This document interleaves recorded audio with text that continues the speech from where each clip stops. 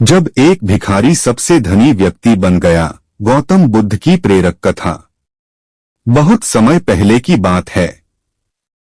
एक नगर के प्रसिद्ध मंदिर के बाहर एक गरीब भिखारी बैठा करता था।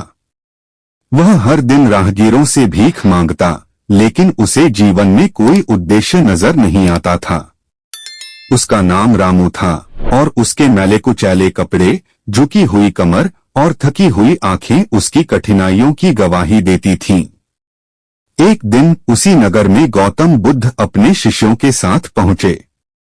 मंदिर के पास से गुजरते समय उन्होंने रामू को ध्यान से देखा।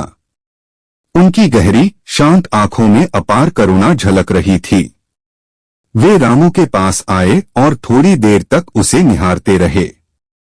रामू को यह अजीब लगा। उसने कहा, भंते, आप मुझे इस तरह क्यों देख रहे हैं? गौतम बुद्ध मुस्कुराए और बोले, तू हर दिन भीख मांगता है, लेकिन क्या तुझे पता है कि तेरे पास एक अनमोल खजाना है?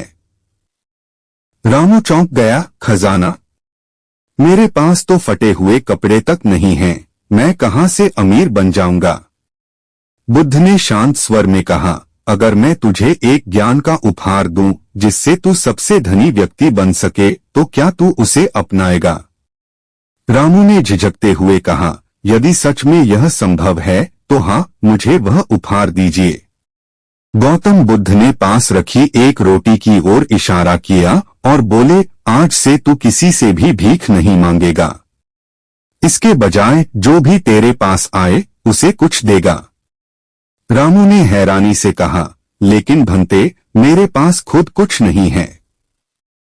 मैं दूसरों को क्या दे सकता हूं? बुद्ध मुस्कुराए और बोले, हर इंसान के पास देने के लिए कुछ न कुछ होता है, दयालुता, सेवा, समय, सहायता और ज्ञान। तू बस देना शुरू कर। रामू अभी भी संशय में था, लेकिन उसने बुद्ध की बात मानने का निर्णय लिया। अगले दिन से रामू ने भीख मांगना बंद कर दिया। जब भी कोई श्रद्धालु मंदिर आता, वह उनके पैर धोने का काम करता। कोई भारी सामान लेकर आता तो वह उसे उठा देता।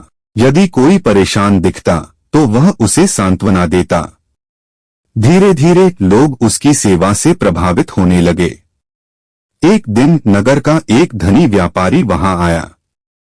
उसने रामू को देखा और कहा, तो अब भीख क्यों नहीं मांग रहा? रामू ने उत्तर दिया, मैं अब दूसरों को देने में विश्वास करता हूं। व्यापारी उसकी बात से प्रभावित हुआ और उसे अपनी दुकान पर काम करने का अवसर दिया। रामू अब मेहनत और ईमानदारी से काम करने लगा।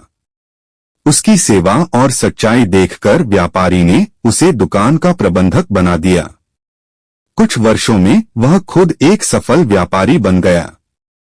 अब नगर में लोग उसे दानी सेठ के नाम से जानते थे। कुछ वर्षों बाद गौतम बुद्ध फिर से उस नगर में आए। रामू दौड़कर उनके पास गया और उनके चरणों में गिर पड़ा।